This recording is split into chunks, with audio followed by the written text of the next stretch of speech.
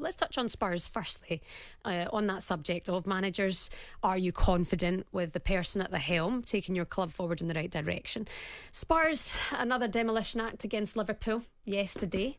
2 goals, to be fair to them, but just switching off defensively all the time. I know. I mean, they were so bad. They've been woeful. Their season has completely fizzled out, and they've gone from being in a position where you think Champions League football is almost a given. Like, it felt like it was in the bag for them. I think the general consensus of football fans was that Tottenham Hotspur were going to be playing in the European Cup next season. They're now not, I don't think. The trajectory that they're on is dismal, and the performances over the last 4 games, it's just been completely unacceptable. I think the most annoying thing, trying to look at this through the lens of being a Tottenham fan, it all feels so preventable. It all feels like it could have totally been prevented. How? I think that for some reason in this country, as a footballing audience, we give a lot of credit and a lot of plaudits to managers with a philosophy. Managers that have a particular ethos, managers that try and make their team conform to a particular ideology. And Ange Postecoglou most certainly has one of those. We're very forgiving to managers that have one of those.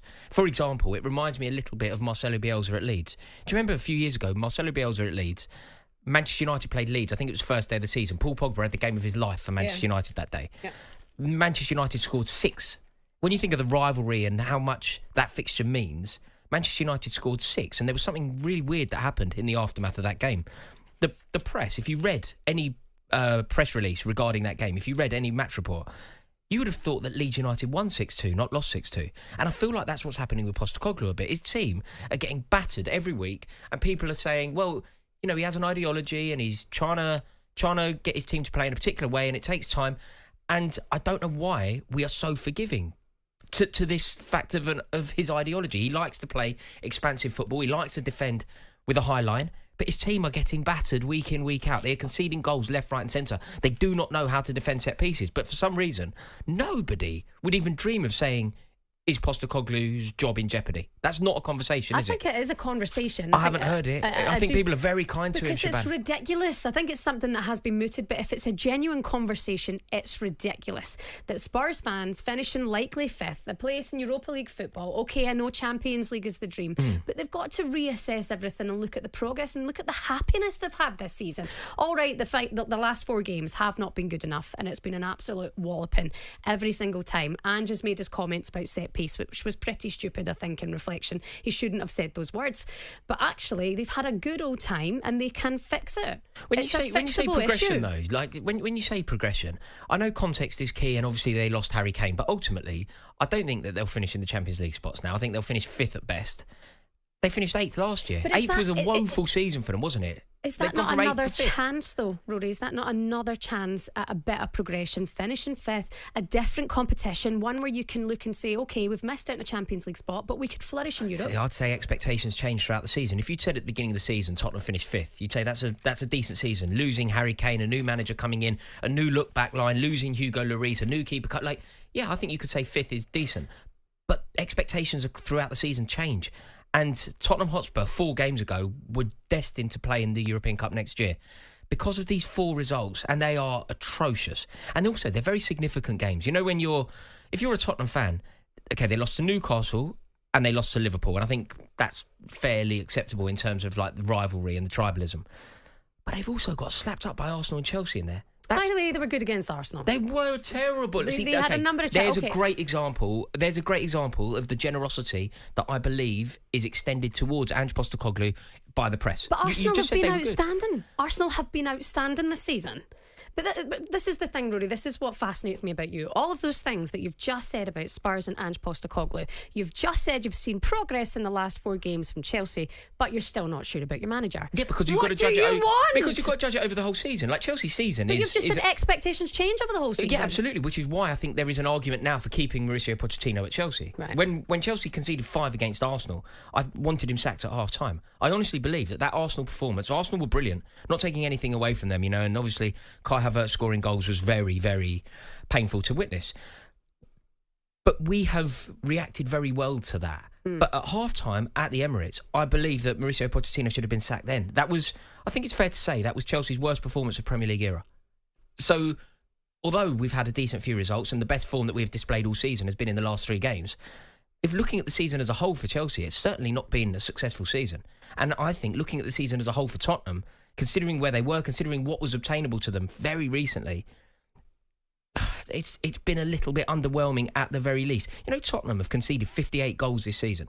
If they had just been a little bit more pragmatic, it's all very well playing this expansive game. It's all very well having this particular ideology, which is about attacking and defending on the halfway line and all that. But the very best managers in the world will always be a little bit pragmatic. Let's use an example from the Premier League. Let's use Mikel Arteta, a manager that I don't particularly like, a manager that I certainly don't want to succeed, but he is succeeding.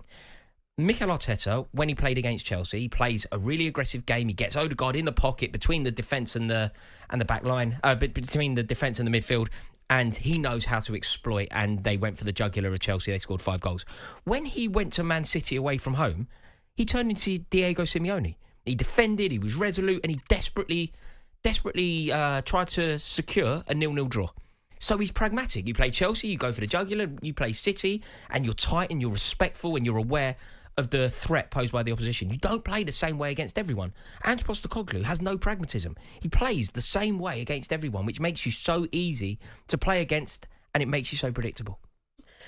I take all of your points, but let's put that out to the fans then this afternoon. Spurs fans, are you disappointed or happy with a 5th place finish in the Premier League this season? Are you happy with the manager at the helm, and will he make these changes to better his side? 0371722 3344. And Chelsea fans, progress, is that a little bit of happiness for you this season, or is Maurizio Pochettino not going to cut it and take the club forward next season? 0371722 3344. I think, again, you're being really kind. They played exactly how they play every week, which is really open, really expansive and really aggressively. And because they have adopted that stance in every game they've played, they have conceded goal after goal. They don't know how to defend set pieces. And if Ange Postecoglou really wanted, he could have changed the system. He could have changed the way that it was set up. They've conceded 4 goals at Newcastle in the space of 4 games. Business end of the season, when it most matters. They've gone away to Newcastle United at St James's Park, and they have got done, badly done. That should have been a wake-up call. Because then, after that, you're playing Chelsea and Arsenal back-to-back. They are 2 of your biggest rivals in the Premier League. 2 of the most important games, particularly from a fan culture perspective. You can't lose to Arsenal. You have the opportunity to stop Arsenal winning the league. That is a gift. You have the opportunity to preserve Arsenal's wait for a Premier League title for 2 decades. That's some sort of victory. And they got so done. The game was over, wasn't it? I know it finished 3-2, and that may paint the game in a slightly kinder colour to Tottenham. But ultimately, they were well and truly battered. Then they've been done by Chelsea, and then they've been done by Liverpool. Spurs fans, you're having your say this afternoon. 81089 on the text. I'm not a Spurs fan, but looking from the outside, I tend to agree with Rory. Have Spurs really progressed? Pretty sure Conte could have guided them to 5th. Well, he didn't. He's got more points after 60 games than Klopp and Arteta. The players need time to adapt. He needs time to bring in the players that fits his system. That's from Dave, the Spurs fan. 0371722 3344 is the number if you want to have your say on the radio this Monday. Good afternoon, Darren. How are you? I'm good. How are you? Very well, thanks, Darren. Okay, are you happy with things at Spurs?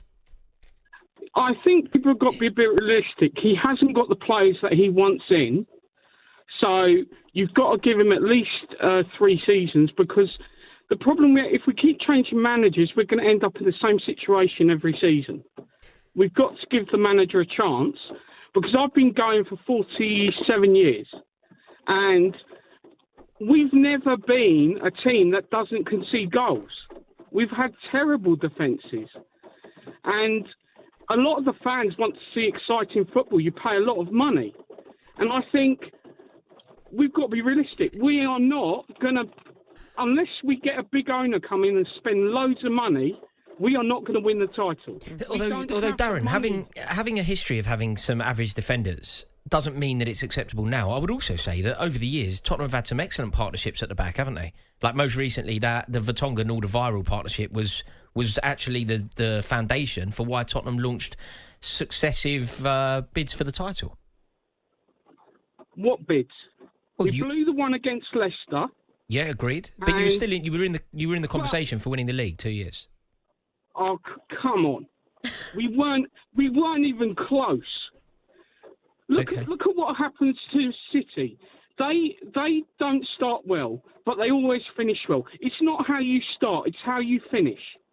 I do agree with that, but Well, so you're saying that it's not a problem that you concede a lot of goals because you always concede a lot of goals?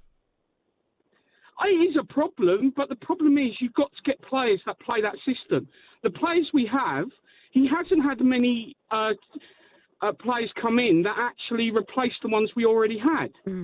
Darren, sorry, Darren, just to cut you off there. You said in 47 years you've been going to watch Spurs. Is this one of your happiest seasons? It's not my happiest season. My happiest season probably was in the 80s when we had a good run of winning trophies. But in your opinion, does Ange Postecoglou merit 3 seasons? You've just said he needs that time. So does he merit 3 seasons after this season's performance? Well, other than a couple of players, who else has he brought in?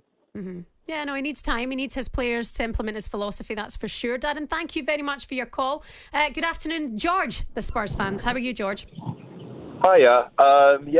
So I'm just travelling back from the game. Went to the game yesterday, and I really didn't mind what I saw. But there's no point playing that kind of good style of football when you're 4-0 down, 3-0 down against Arsenal and Liverpool. I mean, it just wasn't good enough. But I'd definitely give Ange Postecoglou more time. We've tried the pragmatic defensive managers, and that was just awful to watch. I mean, we paid the most expensive season ticket in the Premier League, and it's just awful to watch. So, I mean, I absolutely don't mind what Ange has done in his first season. I mean, finishing 5th after taking a team that lost their best player last season, finishing 8th, had 3 different managers in a season. I don't see what Spurs fans' issue is. Like, why are people up in arms against him? I really don't get it. I appreciate that these last 4 games have been awful, but I'm not sure really what people are expecting from Ange to do in less than a full season. Would you not just expect to have not lost these last 4 games at the business end of the season in the manner that you have? Surely, after what we saw happen at St James's Park, that should have been a wake-up call. You concede 4 in your run-in for the season, the business end, when it most matters. You get absolutely battered. Alexander Isak on fire, spinning Van der Ven on his head and all that. Is that not the moment to say, right, enough's enough, we're going to change the system, we're going to have to approach the game against Arsenal in a very different way, the game against Chelsea, and then off the back of conceding all those goals against Arsenal? Surely at some point this becomes about the manager and his devotion to a system that is costing you. Yeah, I get what you're saying, but it is his first season. He needs to kind of install that mindset with his team, and so there's no point kind of trying to grind out wins and play this really defensive, pragmatic style of football in your first season. You really want to kind of install that mentality. So when these new players come in and you've got kind of 3 or 4 seasons under your belt, you can have that kind of mentality change. I mean, Arteta kind of tried it in his first season. I remember he started playing 3 at the back against Wolves at home and they lost. So, I mean, there's no point kind of tinkering around with it. You might as well kind of get the solid foundation of how he wants to play football installed in these players early on. And then maybe 3 or 4 seasons down the line, you've got a game that's really important. Hopefully, maybe if we're vying for the title or vying for a trophy, that's when you kind of change the system. You can kind of slightly tweak it and tinker with it. But for now, I just keep playing how you're playing and really install that mentality in the side. I agree with you, George. I think that's a fair, a decent call. Considering you've been at the game, you kind of like what you see, but you know it's going to take time for things to be fully implemented for Ange's way. Good afternoon to Gary, the Spurs fan here. The only reason we're not going to be in the Champions League next season is because Ange is arrogant. If he doesn't show a depth to tactical ability and realise that our games to be tighter and more cautious, he won't be a manager for much longer. Also, good afternoon to Ian in Shropshire. He says Ange needs to know who's in the squad and who he can trust to implement his philosophy. I think it's so refreshing, Rory, to have a manager come in, implement his style, the way he wants his players to adapt and go for it. And it has worked, right, for the majority of the season. You're right, it's business end at the minute. They might lose Champions League. It looks like they are going to now. But you can't then say that's a bad season. There's been progress, that's for sure. I think your expectations over the season change. So the way that you feel before a ball has been kicked is very different to how you'll feel 15 games into the season. And at the beginning of the season, if you'd said to me, Harry Kane will go away to Bayern Munich and Tottenham will somehow bring in a new manager and finish 5th, I would have said it was a decent season. But let's face it, they have had their name on a Champions League spot for a large portion of the season. And it's getting to the stage now, like we're saying 5th, they're going to finish 5th. Like, if their form continues, all it takes is Newcastle United to find a little bit of rhythm, which they are in, and suddenly 5th is in jeopardy. And I'm not joking. Chelsea are in form. Like, we could end up finishing above them on goal difference. And if Chelsea end up finishing above Tottenham this season, I think that will paint Ange Postecoglou's season in a very different light. And that's a fair point. Good afternoon to Nick in Middlesbrough. How are you, Nick? Yeah, hi, I'm in York, actually, Shebahn, but I'm a Middlesbrough fan, so I've got no skin in the game. That's where I've gone wrong. That's okay. What would you like to say, Nick? I watch a lot of football, so I'm taking it as a neutral's viewpoint. I was also at Chelsea when they battered us 6-1, so let's forget that one. But when you're talking about the season overall, Rory, you're forgetting one thing. Go on. I think you're forgetting that form comes into it, and it's the form of other teams as well. So Newcastle have hit a bit of form. Chelsea have hit a bit of form. There's only Arsenal and probably City, who have been consistently good all season. So when Spurs are getting battered by these teams, yes, Spurs are naive. Yes, they play expansive football. Yes, they get found out. But I don't think you're giving any credit to the teams that have beaten them comfortably, that have also hit a bit of form as well. And there's no divine right to finish anywhere in the league, So irrespective of what the start of the season, middle of the season, end of the season feels like, if they finished 8th last season and finished 5th this season with a new manager, no Harry Kane, it's still progress. And what you said about Potts sacking him at half-time against Arsenal, I get that. It's a knee-jerk reaction to a horrible kind of performance and a defeat. But Pochettino has got one of the youngest squads in the league. Your owners, by the way, are culpable, and the recruitment's all over the place, but who's going to do a better job than Pochettino at the moment? You've got to give these managers at least a season and a season and a half, maybe 2-3 windows, to get their philosophy embedded with the right players. But please take account the fact that other teams come into form. Villa were in form. They lost at the weekend against Brighton. They lost in the Europa conference against Olympiacos. Will they drop off a cliff? No, I do know what you mean, Nick. Yeah. But there is, as much as you're saying that teams come into form, you're absolutely right. But remember, the Tottenham team that lost to Chelsea weren't in form. A week before Chelsea beat Tottenham, we had our worst result of the season against Arsenal. And equally, when Newcastle... One game, Rory. Yeah, but you're saying that they came into form. I'm saying that our worst performance of the season happened 8 days prior to the Tottenham result. And you said that it happened for Newcastle as well. They were in form. 1 week before Newcastle played Tottenham, they drew at home to Everton. They weren't teams in form. They weren't. They became in form off the back of playing Tottenham. Tottenham invigorated their form, but they weren't teams in form. I get that, because form turns on, doesn't it? I'll give you an example. So Middlesbrough we've only lost one game in 12 at the end of the season, right? But at the start of the season, we didn't win any of our first 8 games. So at the start of the season, we couldn't buy a goal, we couldn't buy a win, we were losing to absolutely teams who we should have been battering. Our expectations at that time were, let's just not get relegated. Now it was then, well, we might sneak the top 6. We finished the league in the Championship as the most informed team. We've run out of games, and that's absolutely fine. We finished 8th.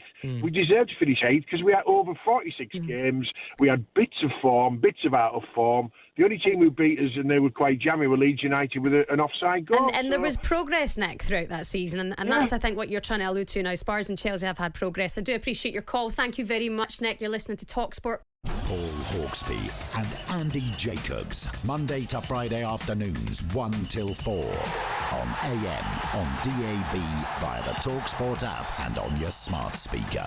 talkSPORT.